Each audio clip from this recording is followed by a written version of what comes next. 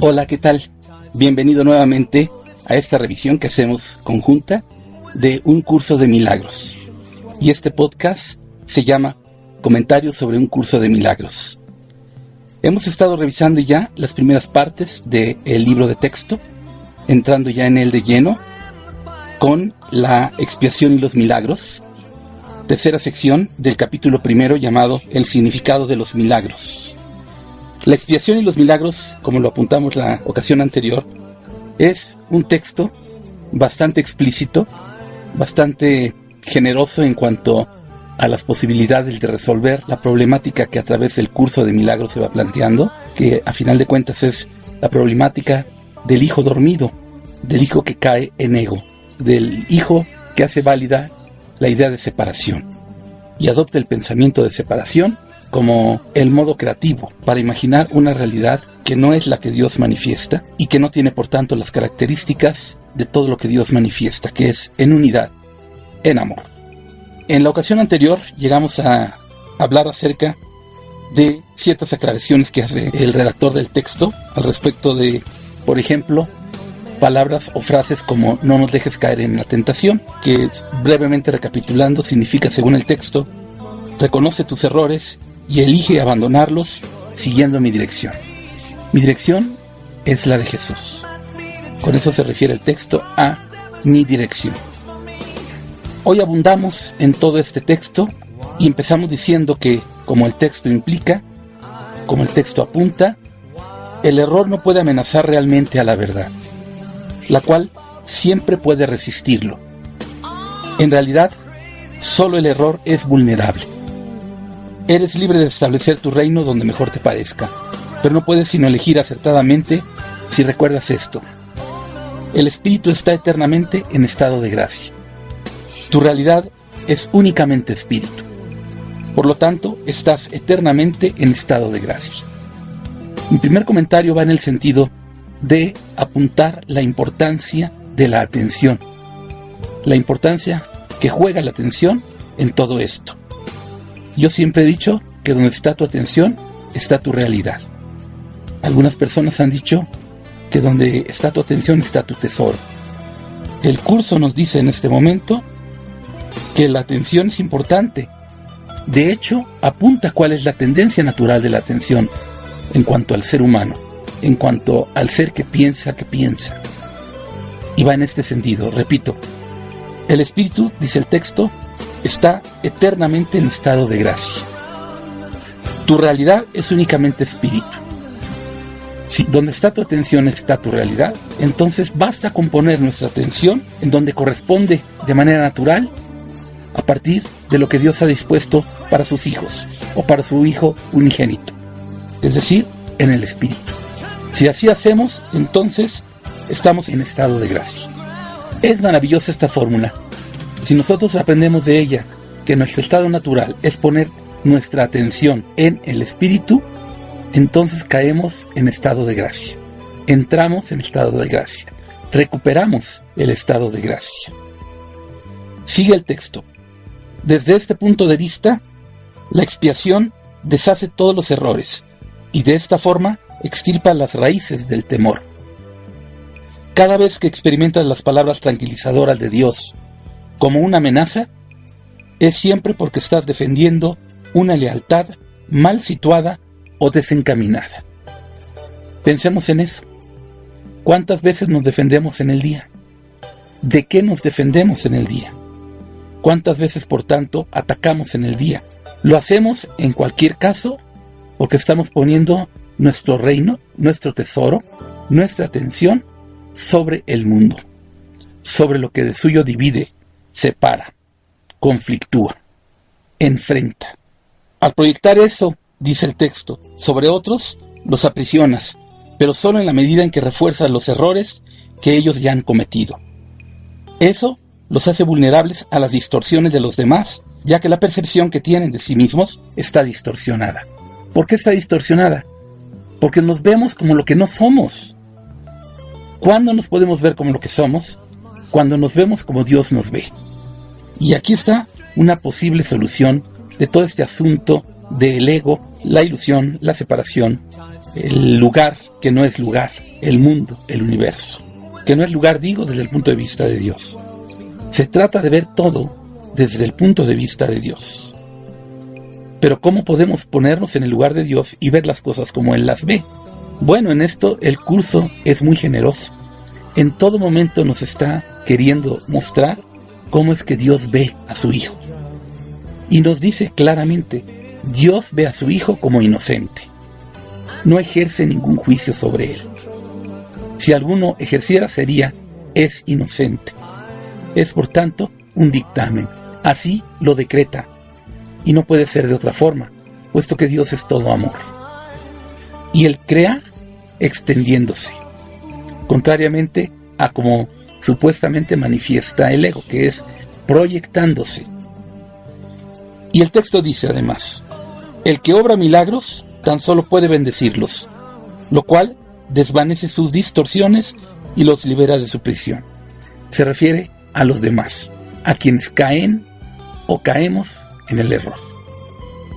También dice el texto, respondes a lo que percibes, y tal como percibas, así te comportarás. La regla de oro te pide que te comportes con los demás como tú quisieras que ellos se comportasen contigo. Y es por eso, comento ahora, porque tal como tú te percibas, así te comportarás. Entonces, hay un dicho mexicano que dice bien, dime con quién andas y te diré quién eres. Igual, dime cómo percibes y te diré cómo eres en el mundo, no cómo eres según Dios te hizo. Por eso hay que percibirnos como Dios nos percibe. Más aún, no se trata de percibirnos, hay que sabernos como Dios nos sabe. Podemos comenzar, como el curso mismo marca, por limpiar la percepción, por santificarla. Pero, finalmente, debemos dejarla atrás. La percepción no muestra verdad. El conocimiento muestra la verdad. Y el conocimiento no es necesario adquirirlo. Ya lo tenemos, nos fue otorgado. Basta tan solo reconocerlo. Por eso dice también, respondes a lo que percibes, y tal como percibas, así te comportarás. La regla de oro te pide que te comportes con los demás como tú quisieras que ellos se comportasen contigo. Esto significa que tanto la percepción que tienes de ti como la que tienes de ellos debe ser fidedigna. La regla de oro es la norma del comportamiento apropiado. Tú no puedes comportarte de manera apropiada a menos que percibas correctamente. Dado que tú y tu prójimo son miembros de una misma familia en la que gozan de igual rango, tal como te percibas a ti mismo y tal como lo percibas a él, así te comportarás contigo mismo y con él. Por tanto, percíbete a ti mismo como santo. Conócete a ti mismo, otra regla de oro, como santo. Santifícate a ti mismo. Santificarte a ti mismo no corresponde más que a recordarte a ti mismo como ya santo. Santo es aquel que es uno con Dios, porque solo Dios es santo. Pero Dios se comparte en su Hijo. Dios santifica a su Hijo. Tú eres el Hijo de Dios. Recuérdate como tal y te santificas, porque Dios ya te santificó. Y así también ve a los demás como al Hijo de Dios. Santifícalos entonces de esa manera. Conócelos, reconócelos de esa manera. Sigue además el texto. Los milagros se dan en la mente que está lista para ellos. Dicha mente, al estar unida, se extiende a todos aun cuando el que obra milagros no se dé cuenta de ello. La naturaleza impersonal del milagro se debe a que la expiación es en sí una, lo cual une a todo lo creado con su creador. Como expresión de lo que verdaderamente eres, el milagro sitúa a la mente en un estado de gracia. La mente, entonces, naturalmente, da la bienvenida tanto al huésped interno como al desconocido externo. Al invitar adentro al desconocido, éste se convierte en tu hermano. Por eso, extiéndete. Por eso, deja de proyectar. Extiéndete y tu hermano serás tú.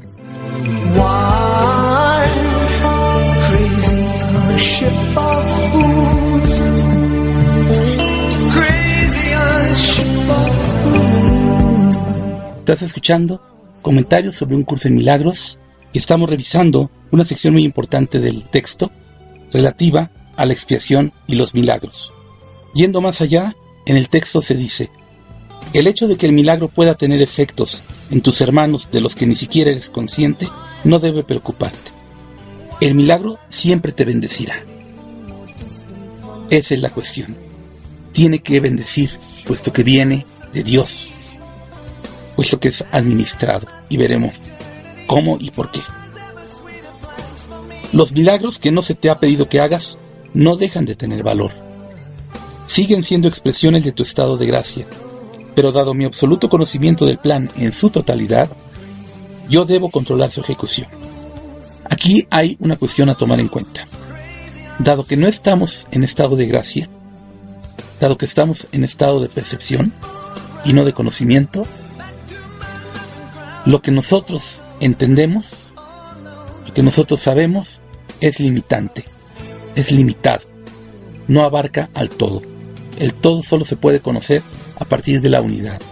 Dado que estamos dentro de lo que es el universo, el llamado universo, es decir, dentro de las trampas del ego, y para estar en él, entonces tenemos que tener ego, aunque en mínima medida, y estamos en una posición específica. Por eso es necesario un administrador de los milagros. Pero hay garantía de que los milagros van a cumplir su propósito, de que son siempre bendiciones. Y esa garantía es de suyo. Más aún, a esa garantía se une la declaración de Jesús de que Él es el administrador de los milagros, por su absoluto conocimiento del plan en su totalidad y por su estado de ser uno ya con el Padre.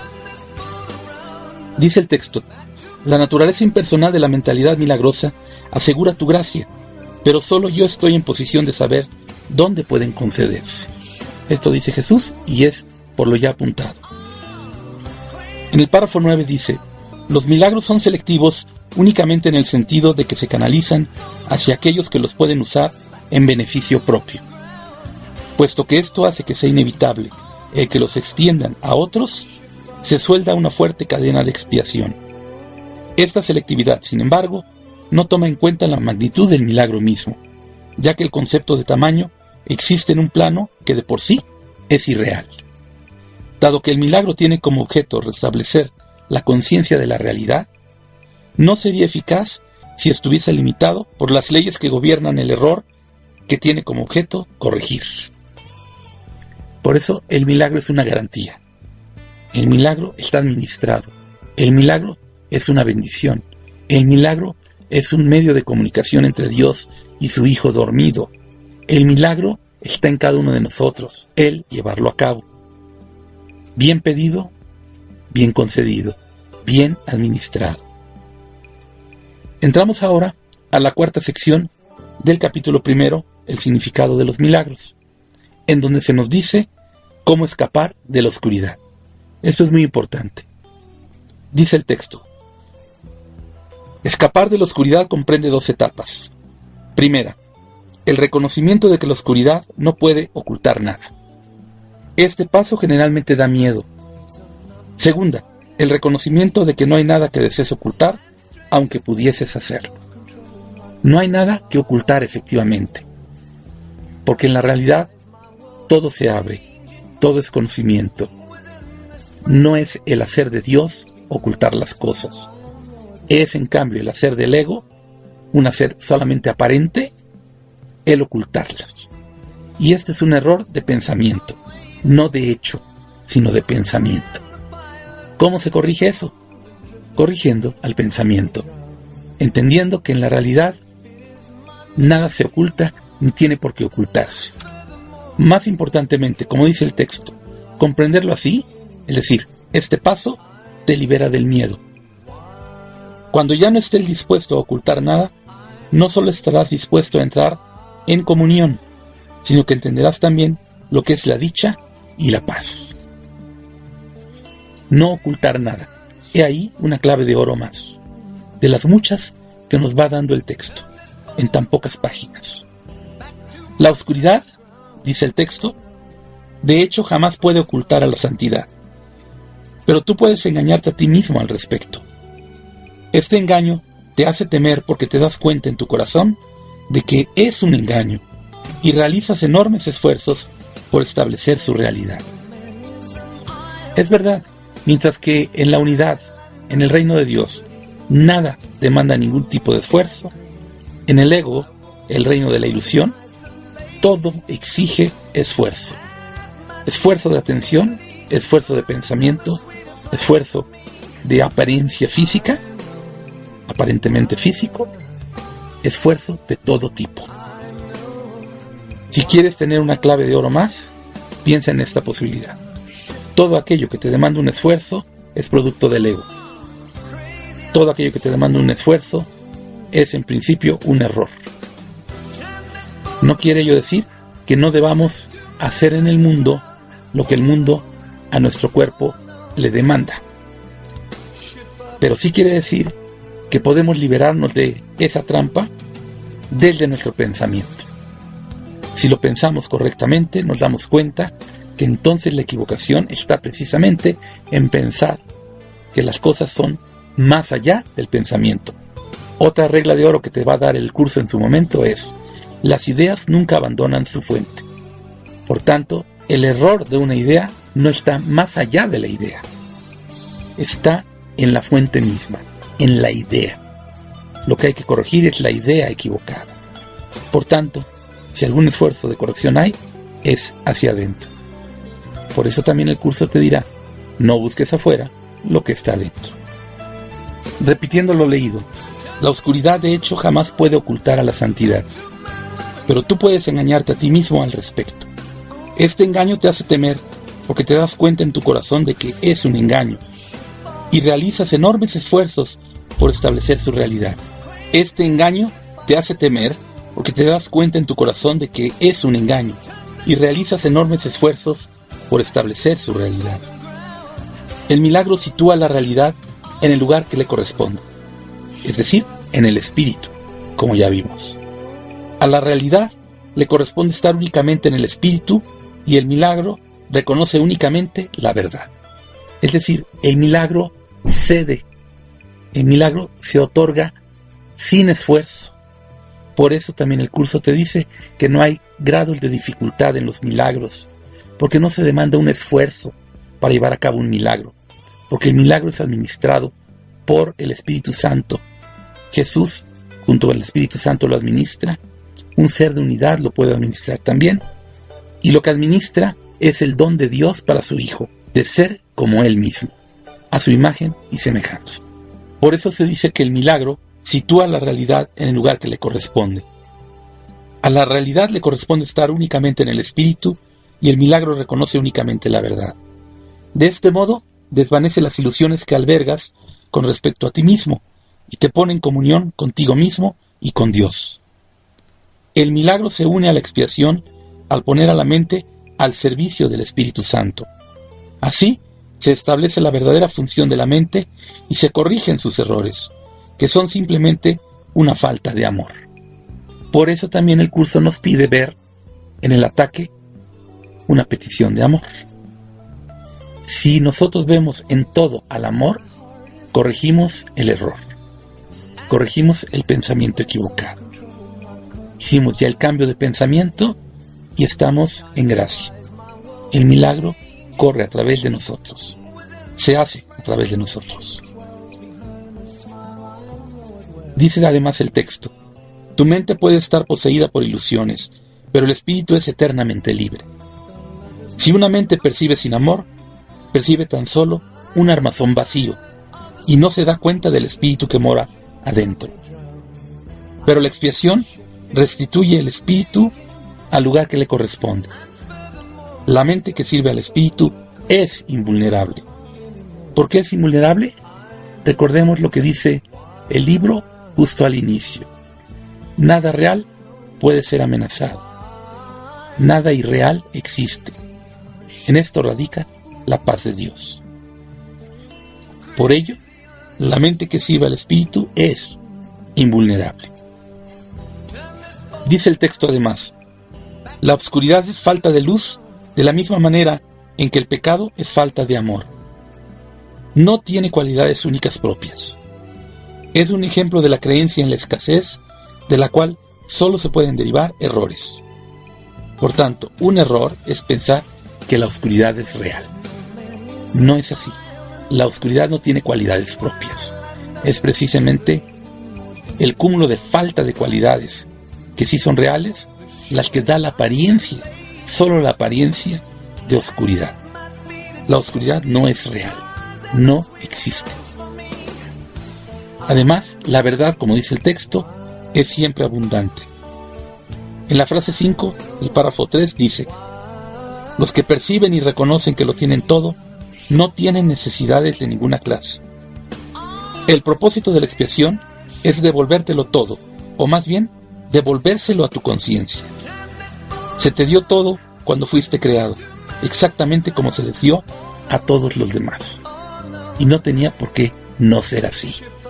Si empezó a no ser así, fue a partir de un pensamiento equivocado. El deber de la expiación es corregirlo. Nuestro deber como hijos de Dios es reconocerlo y por tanto corregirlo. Corregirlo porque nosotros lo manifestamos. Corregirnos a nosotros mismos, inspirados por la verdad. Pero sobre todo, reconociéndola en nuestro recuerdo, porque ya está en nosotros.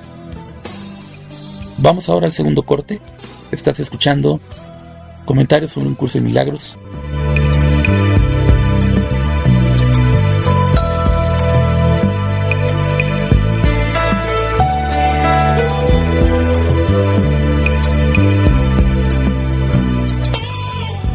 Regresamos a Comentarios sobre un curso de milagros.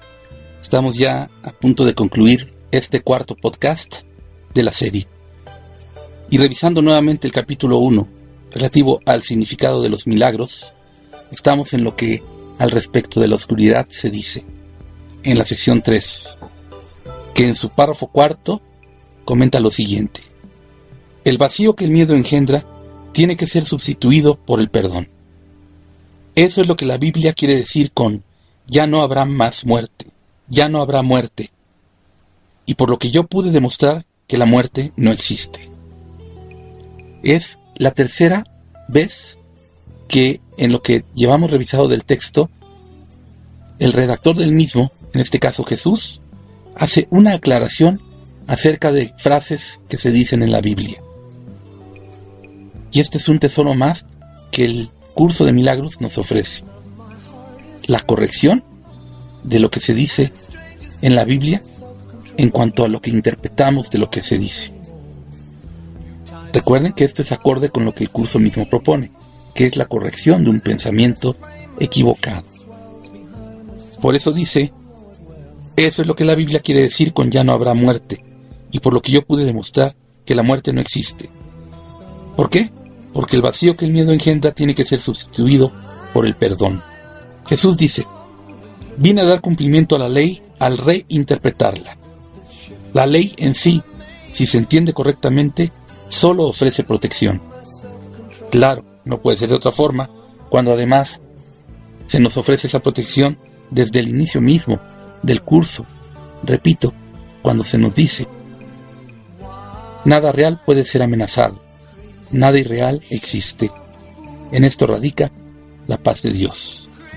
Desde ahí ya se nos ofrece protección.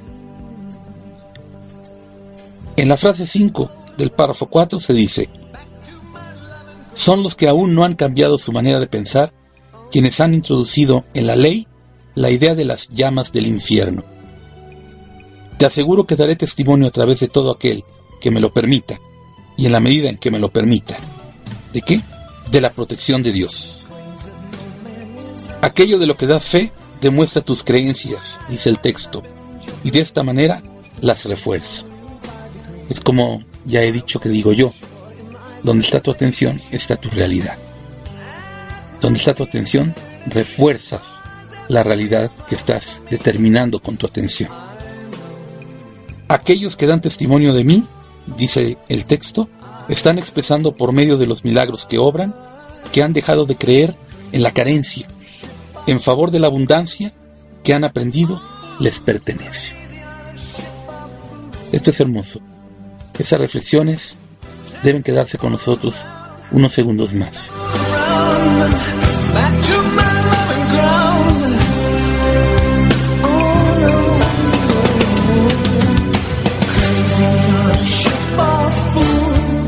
Retomando ya para despedir, escuchas Comentarios sobre un curso en milagros, cuarto podcast de la serie. En esta ocasión, remitiéndonos al capítulo 1, el significado de los milagros, con la segunda parte y final de la expiación y los milagros. Es la tercera sección del capítulo 1, y yendo más allá a la cuarta sección, que es cómo escapar de la oscuridad. Recapitulando lo dicho, los milagros requieren de un estado de gracia. Los milagros son administrados, y deben ser administrados porque no estamos del todo en estado de gracia. Los milagros, sin embargo, corren a través de nosotros, y corren a partir de la corrección del pensamiento equivocado de separación que hemos querido manifestar, y lo expiamos por el pensamiento verdadero de que nada se oculta, de que en la verdad, de que en el reino de Dios todo es uno efectivamente, y todo lo tenemos dado y concedido, y todo es verdadero. El conocimiento es real en el reino de Dios, y a partir de nuestro reconocimiento de que en la ilusión, en el mundo, en el universo, en el reino de la proyección, de la separación, del ego, del pensamiento de separación, las cosas no son ni pueden ser así nunca. Prueba de ello es el ocultamiento. De allí que si queremos tener la posibilidad de entender si estamos en error o no, basta con darnos cuenta de que donde enfocamos nuestro pensamiento hay un resultado. ¿Cuál es este? De ahí que también se decía, por sus obras los conoceréis. Si el resultado es de separación, de conflicto, de miedo, de interpretación, no así de certeza, de verdad, de conocimiento, de aclaración, de no ocultamiento, si el resultado es ese, clara señal de que ahí hay una equivocación que debe corregirse.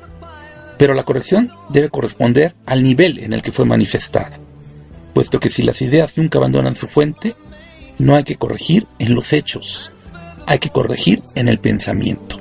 Una vez que corriges en el pensamiento, los hechos son en consecuencia. De hecho, siempre han sido en consecuencia. Primero, del pensamiento equivocado. Hablo de los hechos en el mundo. Pero ya en corrección, son en consecuencia del pensamiento corregido. El pensamiento equivocado ha sido expiado. Ha correspondido la corrección. Por hoy es todo. Gracias y que la paz de Dios esté en ti.